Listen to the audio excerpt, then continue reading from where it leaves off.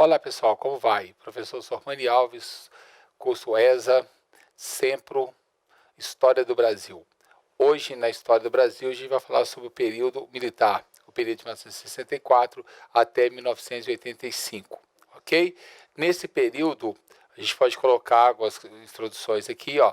Foi um período governado por generais do Exército Brasileiro, praticamente todos eles foram do Exército Brasileiro, todos, né?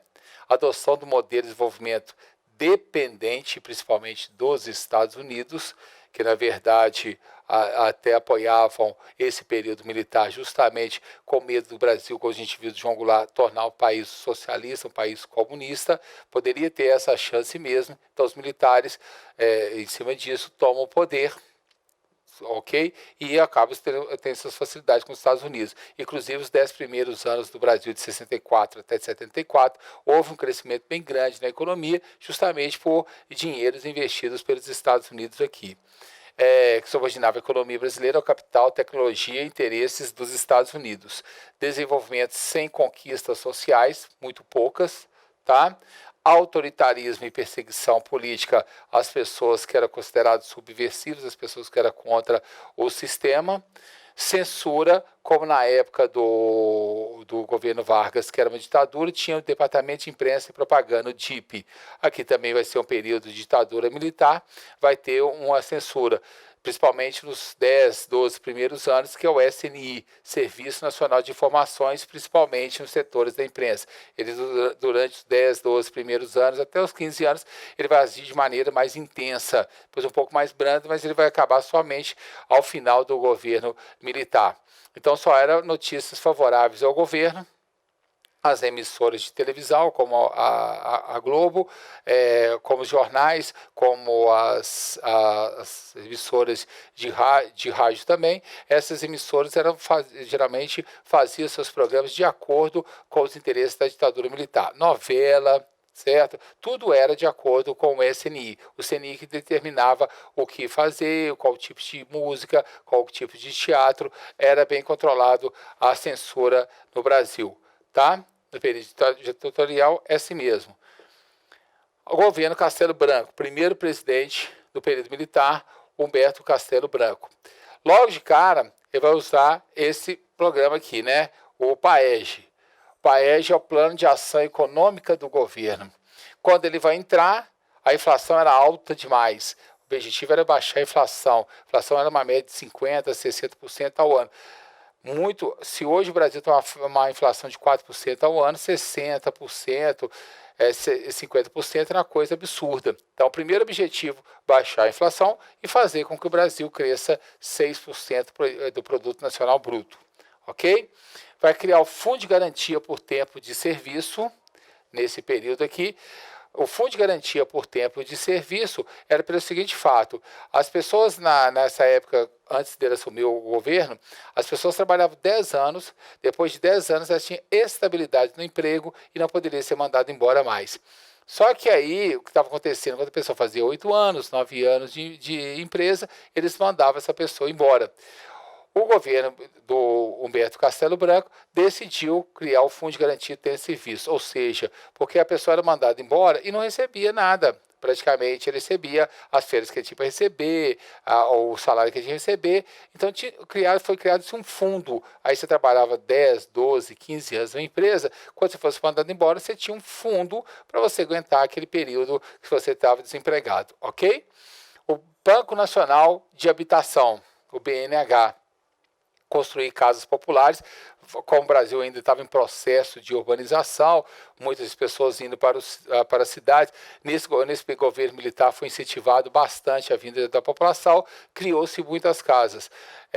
Foi até se construiu mais casas do que Minha Casa Minha Vida, que é o programa depois do governo Lula. Se criou muito mais casas do BNH do que nesse período do governo. Então, o Programa Nacional de Habitação também, né, foi criado nesse período, e o Banco Central, que era para controlar os bancos. Então o banco às vezes recebia muito depósito, não prestava conta, de repente achava que estava ruim, falia, fechava e pronto. Agora tem um Banco Central para você mandar todos os depósitos, o que pagou e que não pagou. O Banco Central vigia esses bancos. Então, para o banco falir alguma coisa, o Banco Central já está intervindo. É uma intervenção, porque estava totalmente sem intervenção, então eles estavam fazendo o que queriam, né?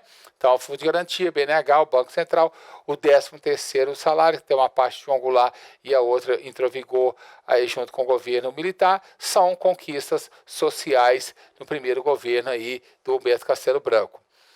Ele passa a governar através de atos institucionais, os AI, que eram atos fora da Constituição, ok? Fora tem a Constituição, então colocava atos como se fosse um decreto-lei.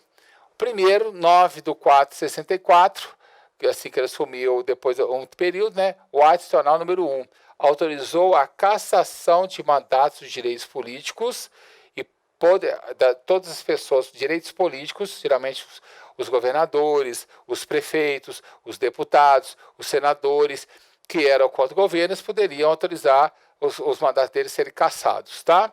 E poderia ser decretado estado de sítio sem aprovação do Congresso. A hora que eles achassem por necessário, decretava o estado de sítio. Não chegou a ser decretado no primeiro momento, mas eles poderiam fazer isso no governo dele, autorizado pelo Congresso que foi. O ato institucional número 2. Maiores poderes para o presidente para cassar direitos políticos, tá? Não só dos deputados agora, senadores, governadores, agora poderia caçar até da população civil. Extinção dos partidos políticos, né, no 2, e a criação do bipartidarismo. Agora são 2 partidos agora, né? Aliança Nacional Renovadora, ARENA, de total apoio ao governo militar, totalmente, e o MDB. Aí vem a questão das contradições, né? Geralmente, em períodos ditatoriais, não há partido de oposição, como não tinha na época do Getúlio Vargas, como tinha na época do Hitler, não tinha na época do Mussolini, não tinha. Mas aqui os militares concederam, né, que houvesse um partido de esquerda, um partido de oposição, que era o Movimento Democrático Brasileiro, que virou para o MDB, até está virando, voltou para MDB de novo, de oposição ao regime militar, porém de maneira comportada, ou seja, uma oposição até certo ponto. Se houvesse muita crítica, se houvesse muita ofensa, eles poderiam caçar o mandato daqueles deputados que fizessem isso, tá? Então é por isso que a gente chama de maneira comportada. Ato institucional número 3. Tornou indireta as eleições, vou voltar aqui para vocês, tornou indireta as eleições para os governos estaduais, então não tem eleições para governador mais, os prefeitos das capitais ou de algumas áreas de segurança nacional, eles eram colocados como prefeitos biônicos, ou seja, eram prefeitos nomeados pelos governadores, então as capitais dos estados brasileiros não tinham eleição para prefeito, eles eram nomeados pelos governadores, e eleições diretas também para presidente da República, que durante esse período todo, de 64 até 85, não houve eleições diretas, onde o povo participa, o povo vota para presidente da República. Depois o número 4, que reabriu o Congresso Nacional, aí vai reabrir, né, porque tinha sido fechado, né, assim que ele assumiu o poder e fechou o Congresso, assim como fez Getúlio Vargas, para discutir e aprovar a Constituição de 1967, já que a Constituição de 46 não serviria mais, eles abriram, então fizeram a Constituição de 67, que ampliava os poderes ao presidente. Agora o Executivo tem praticamente quase todos os poderes, muito mais do que o Judiciário, manda muito mais do que o Legislativo, tá? O presidente, cabe a ele as maiores decisões, tá ok? É um documento que a gente fala que foi promulgado, essa Constituição, mas foi aprovado por um Congresso Nacional mutilado pelas cassações. Então, praticamente, com aquelas pessoas que praticamente eram contra, aqueles deputados e senadores que eram contra essa Constituição, muitas vezes eles foram cassados antes mesmo de votar. Então, quando se fez, a maioria das pessoas que fizeram eram da Arena. Então, por ser da Arena, a favor do governo, a Constituição foi promulgada dessa maneira, né? Maneira bem mais arbitrária, ok? Mas foi promulgada. Ele sai do governo e, porque o objetivo dele era ficar apenas 3 anos, praticamente quase que o objetivo do período militar era ficar 3 anos, evitar o perigo socialista, o perigo comunista, colocar ordem e depois voltasse às eleições. Era isso a proposta, né? Você entra no governo, evita o perigo comunista e depois acerta a situação, abaixa a inflação, dá uma ordem na economia e depois volta às eleições. Muitos até políticos como Juscelino Kubitschek acreditou nessa forma, algumas pessoas sim, alguma parte da imprensa, e só começaram a diminuir sobre esse pensamento e achar que os militares queriam ficar mais tempo quando ele não convocou as eleições, o Castelo Branco, e fizeram uma eleição praticamente entre os deputados de maneira indireta e foi indicado Arthur da Costa e Silva, Marechal Arthur da Costa e Silva, para ser o novo presidente do Brasil. Então, ele vai governar de 67, era para ter governado até 70, mas ele vai ficar doente e vai sair. Diante das manifestações da sociedade, aí a sociedade começa a sair nas ruas, pedindo a volta da democracia, querendo eleições. Então os militares ficaram naquela sinuca, né? Ou a gente mantém a ditadura, ou a gente volta com a democracia, faz o que o povo está querendo. E aí a gente pode perder um pouco de nossa moral, na nossa credibilidade. Então eles preferiram endurecer o sistema, nada de aceitar o que o povo estava nas ruas. E endureceu de maneira bem intensa mesmo, criando o ato institucional número 5. Pelo esse ato institucional número 5, poderes totais para reprimir e perseguir as oposições, tá? Então eles podiam ter poder total agora, tanto civil como militar, como na censura. A censura ficou mais intensa durante esse período do AI-5. Então as televisões, os rádios, jornais, era somente o que o governo desejava. Então ficou muito mais intenso, muito mais reprimida a situação, as escolas.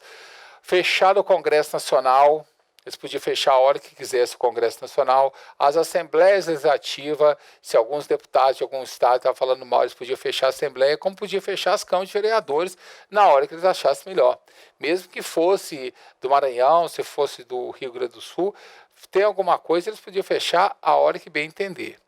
Suspender os direitos políticos de qualquer cidadão, aqui ó, qualquer cidadão, agora não está falando de cidadão político nem nada, pelo prazo de 10 anos. Ou seja, podia ser exilado essa pessoa para fora do país, o que vai ter realmente. Cassar mandatos parlamentares e suspender a garantia de habeas corpus. Então, muitas vezes as pessoas chegavam, entravam na casa das pessoas e pegavam essas pessoas e pronto, a pessoa entrava com questão de habeas corpus e isso era negado, tá? Então era de uma maneira, se achasse aquela pessoa suspeita, poderia entrar naquela casa da pessoa, prender aquela pessoa para verificação e podia ficar aí 1 mês, 2 meses ou quanto tempo que eles quisessem. Mesmo se entrasse com a questão do habeas corpus, não seria aceito. Eles podiam lá suspender a garantia dos habeas corpus que estava suspenso a partir de agora, tá? Ele vai ficar doente, o Arthur da Costa e Silva, né? Esse pessoal aí. E seria, então, o candidato Pedro Aleixo, o candidato natural para ser o presidente do Brasil, já que ele era o vice de Arthur da Costa e Silva. Porém, ele era civil e talvez os militares não queriam entregar o governo ao civil nesse momento. Então, ele praticamente foi impedido de tomar posse pelos militares. Em agosto de 1969, o general Costa e Silva morreu em decorrência de um derrame cerebral.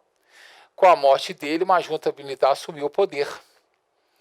Foi 3 generais e vetou o vice-presidente Pedro Aleixo, que está aqui a foto dele, de assumir a presidência. Então, ele foi vetado.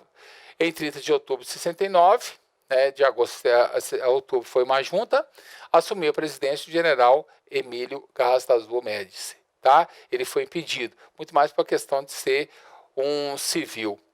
Entra o Emílio Garrastazu Médici, que é considerado o período mais duro, mais intenso, mais ditatorial de todo o período militar que foi com ele, o Emílio Garrastazu Médici, que até ele usou muito bem o futebol. A seleção brasileira de 1970 vence o tricampeonato, é considerado pela FIFA a melhor seleção de todos os tempos. Então eles utilizam muito isso então, para levar lá receber a taça com ele, vai muito aos estádios de futebol, querendo fazer aquela coisa mais populista num período de ditadura do país. A censura foi muito mais forte. Quem criou o AI-5 foi Arthur da Costa e Silva. Quem colocou em prática, o Médici. Tá? Então muita gente pensa até que foi o Médici que fez, mas foi o Arthur da Costa e Silva, ele coloca em prática, sendo realmente um período conhecido como Anos de Chumbo. Período muito mais intenso, de muita perseguição política, muito mais censura.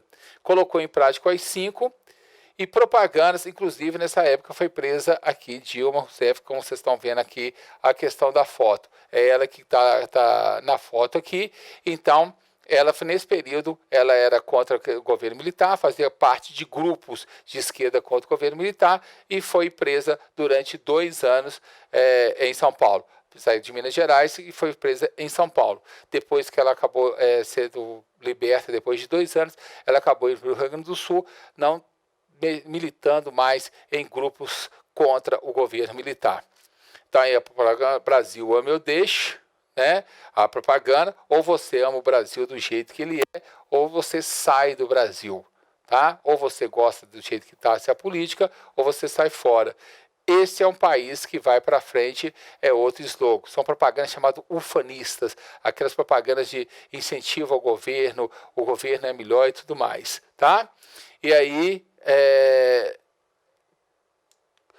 a repressão intensa, há grupos guerrilheiros que lançaram a luta armada, como Movimento Revolucionário 8 de Outubro, Vanguarda Revolucionária da Dilma Rousseff e por aí afora, tá certo? Então, qualquer grupo que fosse contra o governo, havia uma repressão muito grande, eram presos e muitos deles exilados, outros foram torturados, outros foram mortos, tá? Era uma guerra praticamente questão de civil. Então, você tem que combater o comunismo. Quem era contra,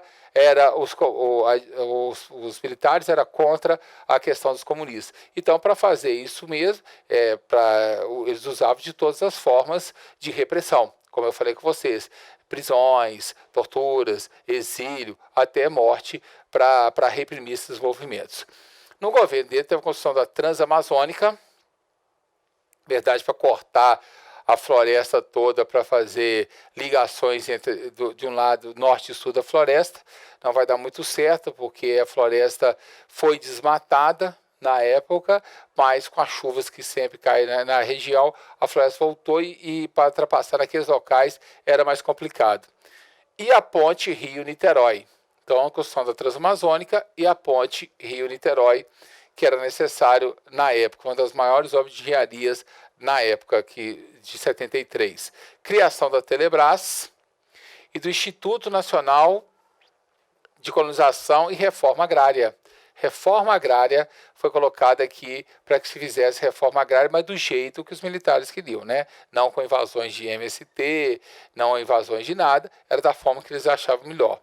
Milagre, nesse período também acontece o famoso milagre econômico que vai de 68 até 74. Nessa época, a economia do Brasil cresceu muito, né? A economia cresceu a altas taxas anuais, tendo como base o aumento da produção industrial, crescimento das exportações e utilização de empréstimos do exterior, principalmente dos Estados Unidos. É um período de praticamente quase que sem inflação, com uma taxa de crescimento de 11% ao ano, uma coisa assim enorme, uma inflação muito baixa, tá? Uma inflação tranquila e um crescimento muito grande. Muitas pessoas aproveitaram esse desenvolvimento, vieram morar nas capitais, nas cidades urbanas. Cada vez mais o número de pessoas saiu do campo, o êxito rural cada vez maior, e muitas pessoas vieram morar na cidade justamente porque tinha muito emprego. A taxa de desemprego era quase que nenhuma, certo? Só que, por exemplo, ao mesmo tempo, adotou uma política de arroxo salarial sem direito à reação. Ou seja, Você trabalhava, você tinha o seu salário, mas o salário era muito baixo. Você tinha emprego, mas o salário é muito baixo. Por isso que chama-se arroxo salarial, salários mais baixos. Porém, não se podia fazer greve. Greve era proibido. Se a pessoa fizesse greve, ela poderia ser presa, justamente por ser uma pessoa subversiva ao sistema, uma pessoa contra um sistema que dava dando certo.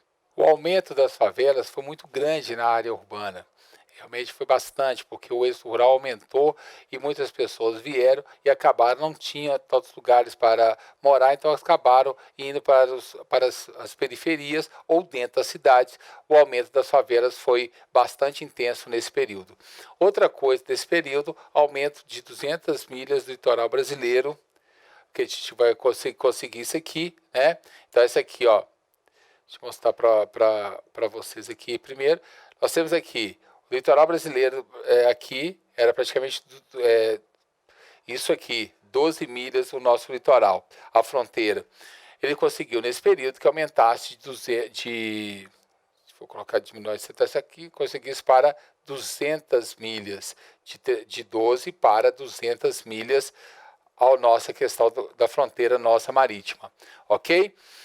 Conseguir dessa forma, que todos os países têm fronteiras agrícolas, tá, gente? Aqui na questão da África se tem, dos Estados Unidos se tem, né? Todos eles têm as suas fronteiras marítimas aqui. Então, o Brasil de 12 milhas passou para 200 milhas, tá? E essas 200 milhas aqui, com o passar do tempo, né? No governo já do Fernando Henrique do Lula, se encontrou aqui dentro a questão do pré-sal, que está justamente dentro do nosso território. Então, é nós que podemos explorar. A Petrobras pode explorar porque está dentro do território brasileiro. Então, até tem algumas partes dele aqui do pré-sal que estão um pouquinho fora, até que se pediu uma vez aí para que aumentasse essa parte aqui do nosso litoral de 200 para 300 milhas, o que não foi aceito pela ONU, tá? Então, nosso território foi aumentado por 200 milhas, a nossa fronteira, o nosso espaço marítimo, e aqui, depois de um tempo, a gente acabou encontrando aqui o famoso pré-sal, tá? Então, aqui, continuando. Crise 73, crise mundial do petróleo. O Brasil, como importador, tem sua economia abalada. Aqui você tem a questão de Israel, a questão do Oriente Médio, né? Vou marcar aqui para vocês. Deixa eu marcar aqui para vocês aqui. Quando você tem aqui, por exemplo, aqui, ó, essa é a questão do Oriente Médio. Essa aqui é o Oriente Médio, tá? Esses todos aqui é o Oriente Médio. Então, esses países vivem em guerra praticamente com Israel. Israel está aqui, praticamente aqui, certo? Israel está aqui e o pessoal, todo mundo aqui é da religião islâmica, muçulmanos adeptos, né, da religião islâmica, Israel com a questão de judeus. Eles nunca concordaram com a criação do Estado de Israel em 1948. O que acontece? Todas as vezes que tem uma guerra entre Israel e alguns países árabes, né, geralmente Israel vence, porque Israel é um protegido dos Estados Unidos. Então Israel tem um exército muito forte, muito poderoso. E em 73, depois que a Síria e o Egito tentaram até invadir Israel, não conseguiram. Israel mais uma vez venceu a eles todos, eles sempre vai vencer mesmo aquela região. O que eles fizeram? Eles resolveram, já que não tem condições de brigar com Israel e sabe que os Estados Unidos está o protegendo, o que a gente pode fazer para atrapalhar um pouco a vida dos Estados Unidos? O que é para atrapalhar? Era o aumento do preço do petróleo, a questão mundial. Então o petróleo era 2 dólares o barril, em uma semana ele passa para 34 dólares o barril. Aí depois de um pouco tempo ele vai chegar até 50 dólares, 60, 70, 100 dólares o barril. Foi uma coisa absurda. O mundo todo precisava da questão do petróleo, ninguém tinha reservas de petróleo. O Brasil também, como um país importador que ele era, você não tem pré-sal, você não tem absolutamente nada, o petróleo que se tinha na bacia de Campos e de Santos, pouco e de péssima qualidade, você tem que importar o petróleo. O Brasil sentiu. Então, os carros, por exemplo, era grande, com 8 para 8 lugares, 4 portas, fazia 2 por litro, uma coisa assim, até que é muito absurda hoje. Tiveram que ter uma nova mentalidade. Isso foi a questão da crise do petróleo para o mundo todo, tá? Essa foi a grande primeira crise do petróleo. Todo mundo foi pego de calça curta na mão. Todos os países começaram, então, a ter reserva de petróleo, porque se por acaso der algum conflito, que é uma região que sempre dá conflito mesmo, e eles começaram a aumentar o preço do petróleo, você tem geralmente algumas reservas de petróleo. Então, praticamente todos os países hoje têm essa reserva, justamente por causa dessa crise de 1973, a chamada crise do petróleo, em que na briga entre os países árabes contra Israel, na região aqui do Oriente Médio. Ok? Então, ele sai do governo, até com a popularidade alta aqui, né, porque a questão estava inflação, não estava com desemprego, e entra em seu lugar o Ernesto Geisel, que vai governar de 74 a 79 também de maneira indireta. Então o Brasil vai ter que, todo mundo vai ter que ter uma alternativa para a questão do petróleo. Então tenta-se carros movidos a isso, aquilo. O Brasil foi o único país que desenvolveu um carro que funcionava movido a álcool.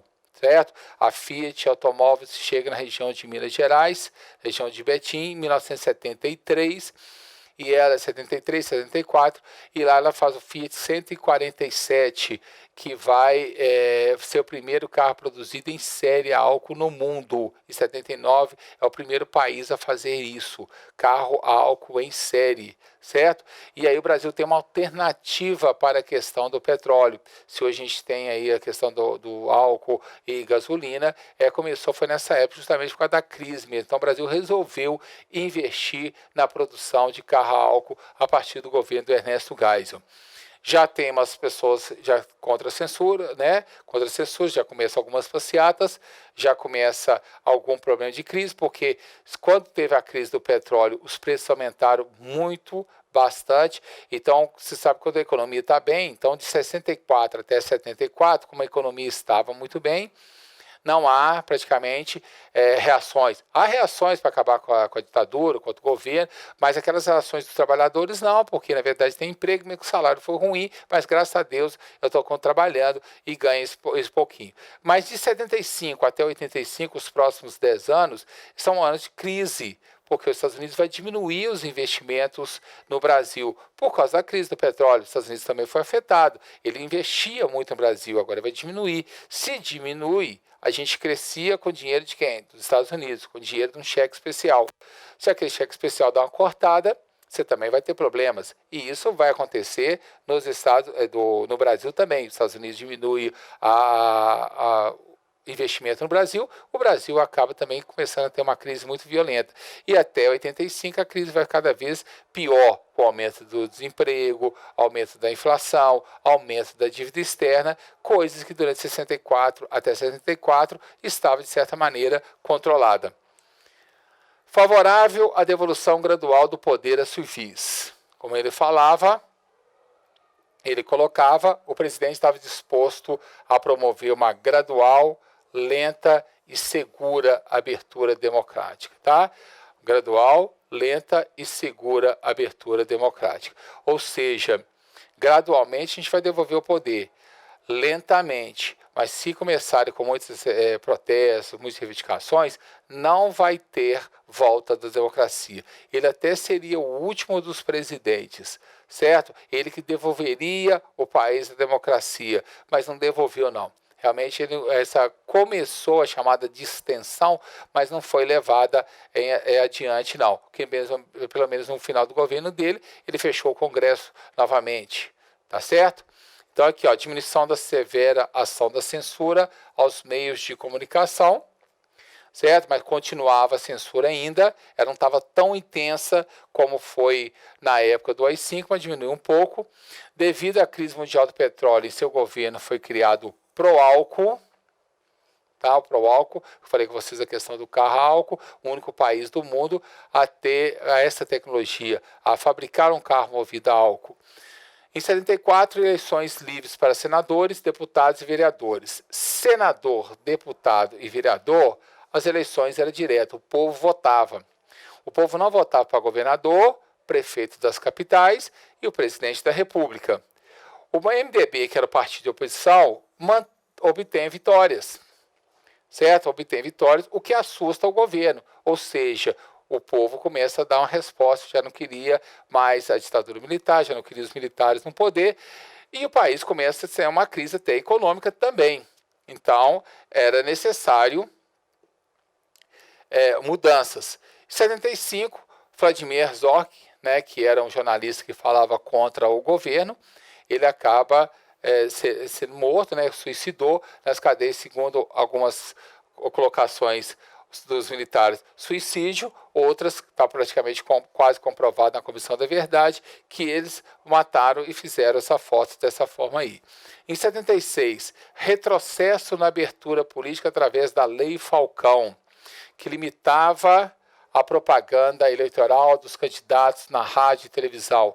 A pessoa não podia falar como hoje se fala, ter um debate, fala o que quiser. Não, só aparecia a pessoa na frente, falava assim, meu nome é professor Sormani, meu número é tal, meu partido é esse, eu sou isso, isso e aquilo. Ok? Não se fala nada, não havia discussão, tanto que está assim, ó, candidato da Arena, Juvelino dos Santos, ex-caixeiro viajante, ex-diretor do Grêmio Recreativo. Então, estou brincando aqui como que seria a questão, tá? Não havia discussões, era limitar o debate político. Com isso, você evitaria que o MDB, a oposição, falasse alguma coisa e o povo comprasse ideia e continuasse a votar nele, tá? O próximo aqui, pacote de abril 77. Antes de deixar o governo, ele faz esse pacote, fecha o Congresso novamente e passa a governar por decretos novamente, praticamente quase igual o período todo, de 64 em diante. Decide-se que vai ter eleições diretas para governador, que era para ter em 79, 78, não vai ter mais, as eleições para governador somente em 1982, em 78 não vai ter. Mandato presidencial passa a ser de 6 anos, não de 4, como estava sendo antes. Um terço do Senado passa a ser concedidos aos senadores biônicos, ou seja, senadores indicados pelos governos militares. Um terço do Senado era de senador indicado pelo presidente da República, pelo governo militar. Ok? Iniciou-se a construção das hidrelétricas de Itaipu, na época. Tucuruí e Sobradinho foram as últimas hidrelétricas construídas assim no Brasil, de grande porte. Tá certo? Foi muitos e muitos anos, até hoje praticamente, quase que nenhuma construção de hidrelétricas, agora que está até do Belo Monte. Mas praticamente as usinas praticamente foram as últimas a serem construídas nesse período. Em 78, houve extinção dos atos institucionais, principalmente do AI-5, principalmente dele aqui, que era o pior dos atos. Ok? E ele indica para o próximo presidente não vai ser eleição direta para presidente, esse vai ser realmente o último, João Batista Figueiredo, que vai ficar de 79 a 85. Ele vai entrar justamente para tentar conciliar e ser o último presidente, para que os militares, principalmente, não vá para a cadeia, e por isso que ele propõe a chamada anistia, certo? Está ele aqui, e no final do governo dele tem a campanha Eu Quero Votar para Presidente, como está Cristiano Torlone aqui, e a Dilma aqui pedindo a questão da anistia. Figueiredo dessa forma aqui. Crescimento da crítica política ao autoritarismo militar, certo? A crítica começa a ser muito grande, a população começa a criticar e sair a manifestar. Diversos setores da sociedade passaram a reivindicar a redemocratização do país, que já está um período muito longo, era para ser 3 anos, já estava indo para 20, né, nesse período. Figueiredo assume o compromisso de realizar a abertura política e devolver a democracia.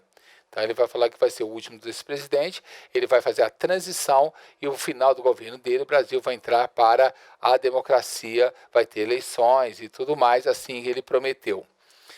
Como os salários eram muito baixos, a situação econômica estava ruim, começou muito greve no país contra achatamento de salários, principalmente no ABC Paulista com Lula. A figura do Lula aí, né, que aparece justamente aí.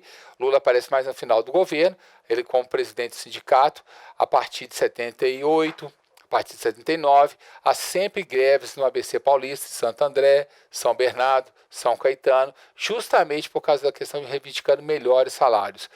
E acontecia que, às vezes, todo ano, como a situação começou a ficar ruim, todo ano, praticamente 3 meses, os trabalhadores acabavam ficando desempregados desses locais para depois voltar à questão dos empregos. Então, no final do ano, em janeiro, fevereiro e março, geralmente havia um desemprego muito grande, não só lá como questão do Brasil. Depois que voltava, retomava um pouco a economia. Então, o desemprego foi aumentando bastante, o salário cada vez mais baixo, não havia reajuste com a inflação crescendo demais, a dívida externa. Então, a situação econômica estava ruim. E você sabe, quando a situação está ruim economicamente, a população começa a questionar. Por isso que eu começo isso aqui. Tá? O ato mais importante aqui do governo dele, aqui, ó, 28 de 9 de 1979, a famosa Lei da Anistia. Perdão, né? Anistia quer dizer perdão. Anistia ampla, geral e restrita aos presos políticos e militares, para beneficiar mais a questão dos militares.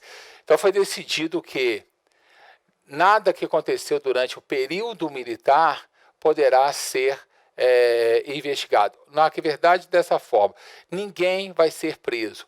Se a pessoa torturou, se a pessoa matou, se a pessoa prendeu, ninguém vai ser preso. Vamos botar uma pedra nesse assunto.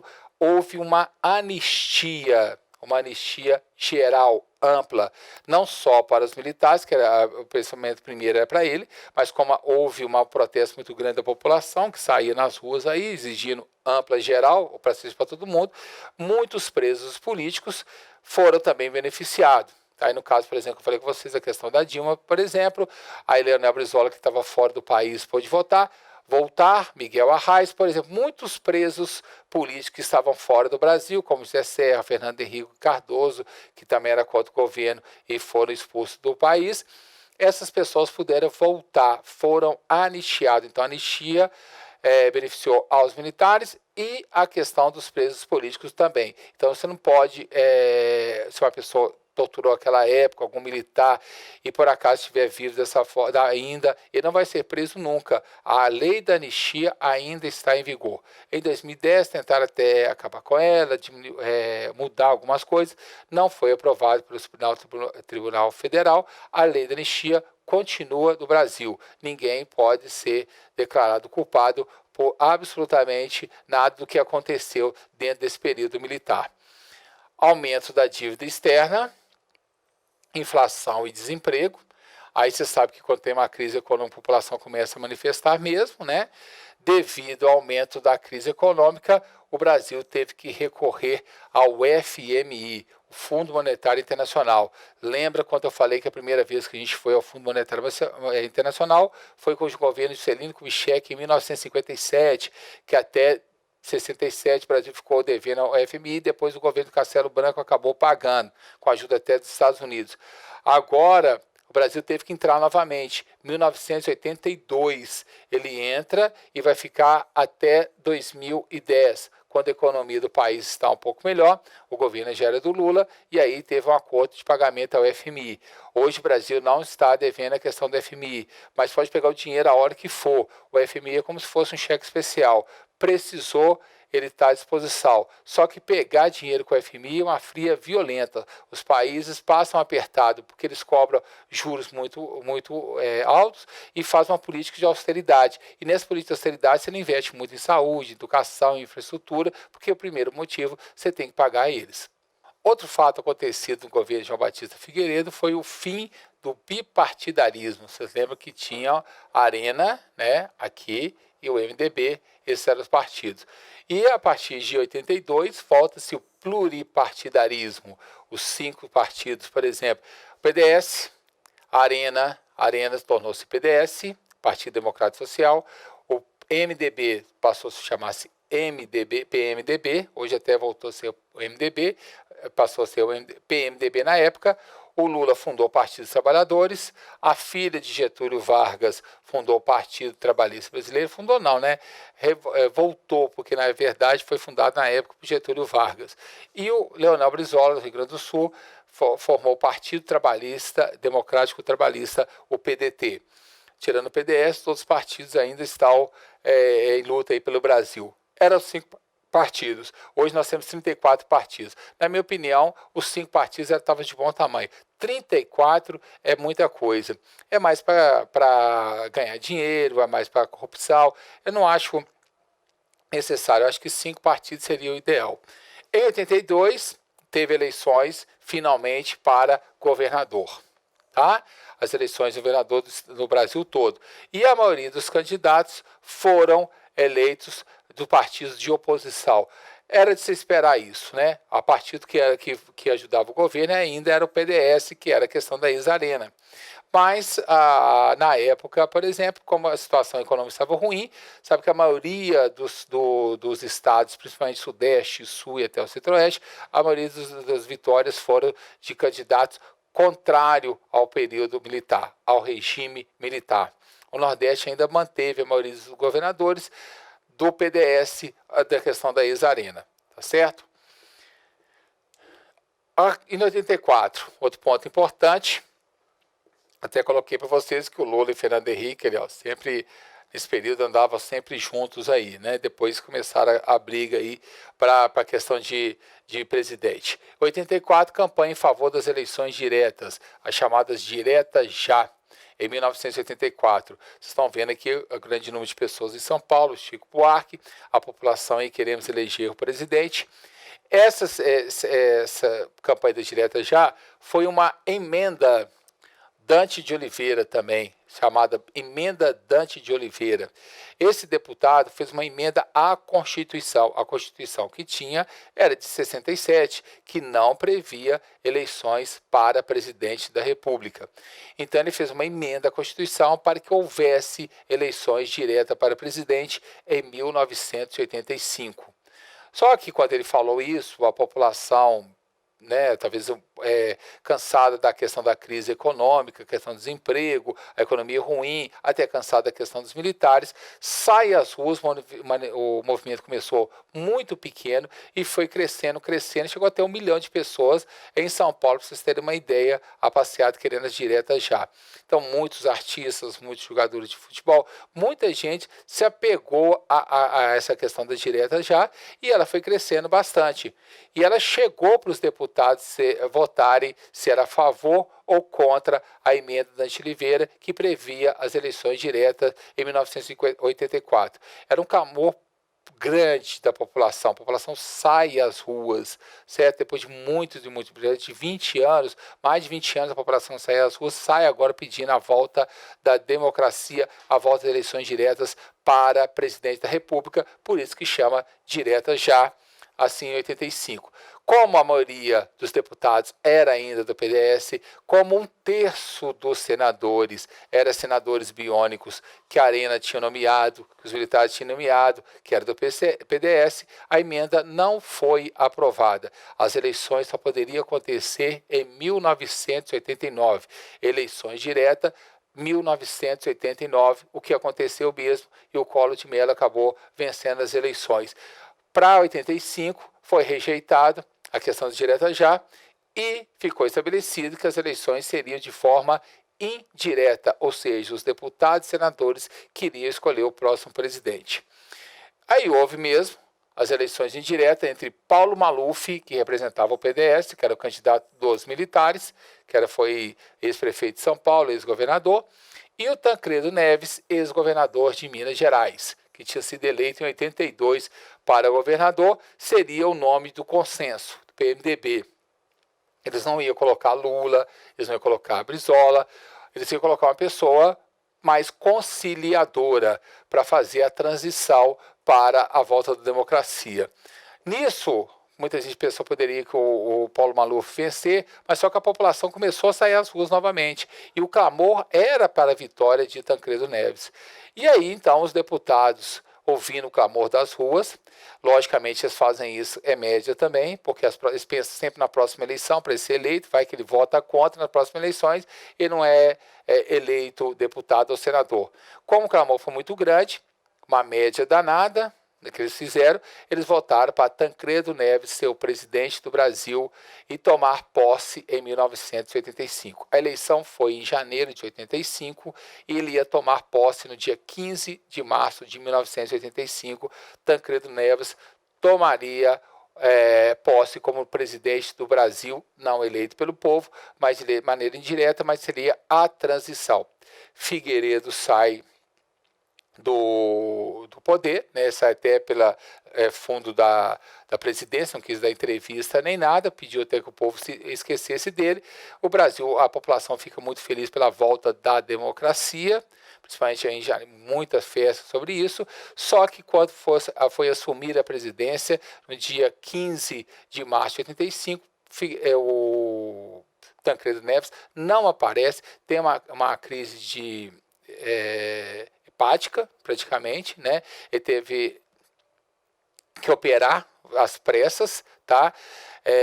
Apêndice, uma coisa assim que tão tranquilo hoje, uma apêndice, com uma semana você está de volta, mas ele já estava um pouco questão de mais velho, muita gente fala ali que ele foi ali deixar o corpo dele e ele pegou bactérias no hospital de base de Brasília. Nós sabemos que outros até falam de questão de ser envenenado, pelo fato do vice dele ser o José Sarney, porque quando foi Tancredo Neves ser escolhido presidente da República, ele escolheu um antes-candidato que era aliado com os militares, o José Sarney, que era ex-líder da Arena, ex-líder do PDS. Então seria uma chapa de conciliação. Não ia ter reforma demais no Brasil, não. Estava na cara que não. Era só a transição mesmo para tirar os militares, só que aproveitando que Tancredo Neves tinha um clamor muito grande da população.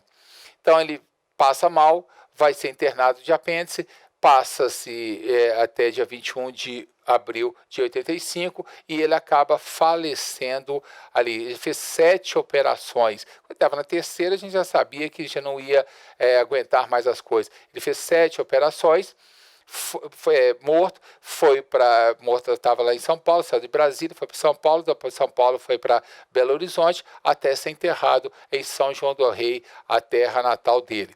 Então está aqui o Paulo Maluf, que é o João Batista de Figueiredo, que era o candidato aqui do governo à presidência da República. Tancredo Neves, junto com André Neves e o Aécio Neves. O Aécio Neves é o avô o Tancredo Neves é avô do Aécio Neves, tá? Aqui é uma foto que enquanto ele operou a primeira, a segunda, a terceira vez. E sempre estava falando que estava bem, estava bem, estava bem, e mandaram publicar uma foto. Então mostra uma foto da pessoa, porque você sempre está falando que está bem, está bem, está bem. Fizeram essa foto falsa. Né, ele já estava aí praticamente quase que morto aí, sendo segurado pelos médicos nessa falsa foto aí, ok? E ele acaba então, para a tristeza da população na época, a população fica triste por causa disso, ele acaba falecendo. E o poder vai parar na mão de José Sarney. José Sarney, que era ex-líder da Arena, ex-líder do PDS, para os militares foi uma coisa bem melhor. Havia um certo temor dos militares que Tancredo viesse a ganhar as eleições e pudesse acabar com a questão da anistia, como eu falei com vocês. Tá? Isso tinha acontecido na Argentina. Havia esse temor. Então, quando se fala assim de complô pela morte dele, pode até que houvesse isso, certo? Porque ficou muito ponto de interrogação sobre a morte dele. Até hoje não foi uma morte muito esclarecida. O cara veio com apêndice e acaba falecendo assim de uma hora para outra, sendo eleito o presidente da República. Aqui está ser enterrado em São João del Rei, ok? Aí ele com José Sarney, na época que ele era candidato. Aqui a questão do enterro dele também, né? Até a Rosoleta Neves, a avó do Aécio Neves aqui também no caso, o Aécio Neves também está aqui, o Aécio Neves juntamente com ele aqui nesse período da campanha dele. O Brasil chora a morte de Tancredo, né, que foi uma comoção muito grande para a população. E o governo vai começar um período chamado Nova República, em que José Sarney será o primeiro presidente dessa fase nova do Brasil, o fim do período militar. Ok? Para esse período a gente tem as provas aqui, que eu coloquei para vocês bem de revisão aqui. Lembrando vocês que vou mandei para vocês 20 questões sobre esse período, certo? Esse período também tem mais 20 questões para você fazer com a revisão, com os gabaritos no final, para você ficar bem atento, bem por dentro desse assunto e fazer uma ótima prova se cair alguma questão. De 2013 até 2018 não houve nenhuma questão sobre o período militar. Não houve questão, então não encontrei nenhuma dessas aqui, certo? Mas pode ser que as próximas provas você poderá encontrar questões e ficar por dentro. Se está escrito Brasil República, o período militar faz parte também do Brasil República e você tem que saber, ok? O período militar brasileiro de 64 a 85 teve como último presidente o general Costa e Silva, que governou aqui em 67, então não foi o último. Ernesto Geisel, que vai governar em 74 a 78. Castelo Branco, que foi o primeiro presidente em 64. Emílio Médici em 69. Então, esses aqui não foram. O último presidente foi João Batista de Figueiredo, que governou o país de 79 a 82, sendo o último, 85, tá? Deixa eu colocar corrigindo aqui para vocês. 85. 79 a 85, ele vai governar o Brasil, sendo o último presidente do período militar. A resposta correta, letra B de bola. Tá? A segunda questão, Unicamp de 2015. O historiador Daniel Arão Reis tem defendido que o regime instaurado em 64 não seja conhecido apenas como uma ditadura militar, mas como uma ditadura civil militar, que eu também acho que pois contou com a participação de civil também, que muita gente, se eles estavam no poder, muitos civis também ajudaram, eles ficaram. Tem uma construtora, tem muitos empresários que ajudaram a manutenção do período militar. Isso também é um fato, isso aconteceu também, tá? Para exemplificar o envolvimento civil, é possível citar. Letra A. Manifestações populares como a passeata dos 100 mil, a campanha pela anistia e as marchas da família com Deus e pela liberdade. Não isso aqui não houve, essas manifestações populares era praticamente contra o governo, tá? Essa passeata de 100 mil era contra o período militar. Essa marcha da família com Deus pela liberdade pediu as entradas militares, foi na época de João Goulart. Isso sim, mas a campanha com a passeata de 100 mil era contra o governo, tá? E a campanha da anistia era também uma campanha contra o governo, tá certo? Então essa está errada, essa questão da letra A. B. A atuação homogênea do clero brasileiro e a Associação Brasileira de Imprensa, ABI, que temiam a instalação do comunismo no país. Não teve dessa forma. Muitas das pessoas do clero brasileiro foram contra o governo militar, tá?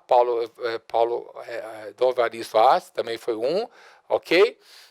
A Associação Brasileira de Imprensa, muita gente foi contra, bastante, porque tinha uma ditadura através do DIP, então não era do DIP, não, do SNI, então muita gente, logicamente, que não vão querer censura. Lógico que uma parte da imprensa apoiou, como a Rede Globo, por exemplo, mas outras partes também não. Então são coisas contrárias ao governo, então está errado. Letra C. A participação da população nas eleições parlamentares, legitimando as decisões políticas por meio de referendos. Não havia referendos para legitimar decisões políticas. Elas vinham de cima para baixo. O presidente é eleito dentro do parlamento. Pronto, certo? A população votava até nos parlamentares. Isso acontecia mesmo. Até que os militares falavam assim, o país não é uma ditadura.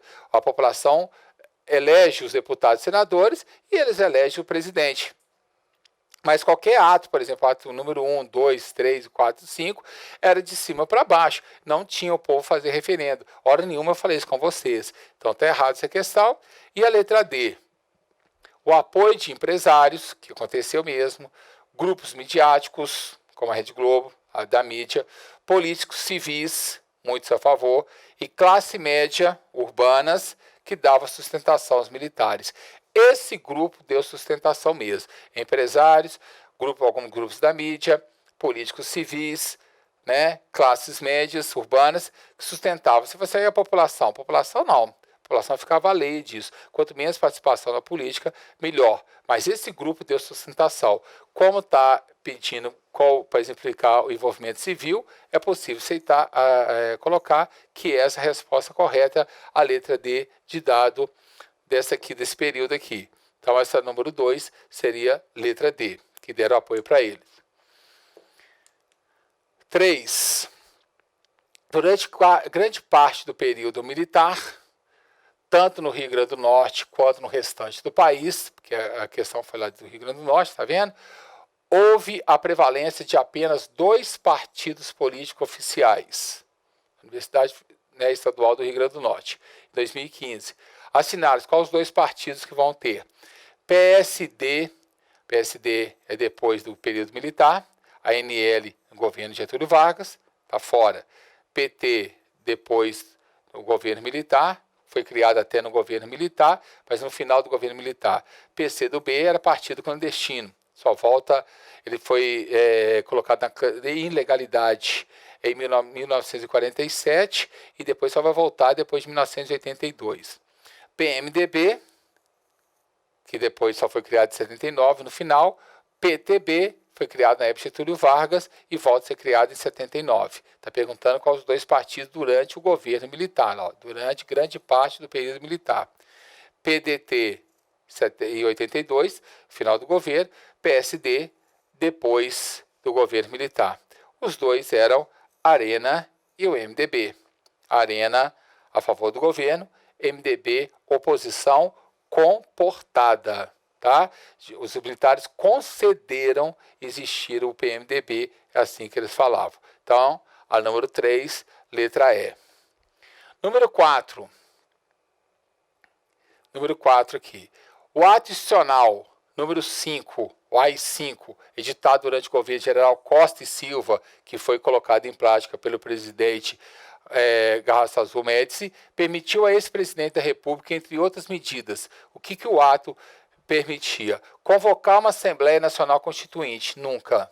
Tá? Eles não vão convocar isso mesmo, porque eles vão fazer de acordo com aqueles interesses dele. O ato não previa isso mesmo, não. Ele podia fechar o Congresso a hora que quisesse. Criar novos ministérios e empresas estatais. O ato não falava desse assunto. Tá? Decretar o recesso parlamentar e promover cassações de mandatos de direitos políticos. Isso sim. Decretar o recesso do parlamento e promover cassações de mandatos de direitos políticos. Contratar maiores empréstimos ao exterior, não tinha nada disso, e promover uma reformulação do sistema partidário, não, só teria 2 partidos, Arena e MDB. O ato permitia ele decretar recesso parlamentar, ou seja, fechar a Assembleia, fechar o Congresso Nacional, fechar até a Câmara de Vereadores e promover cassações de mandatos de direitos políticos de qualquer cidadão, não só de político.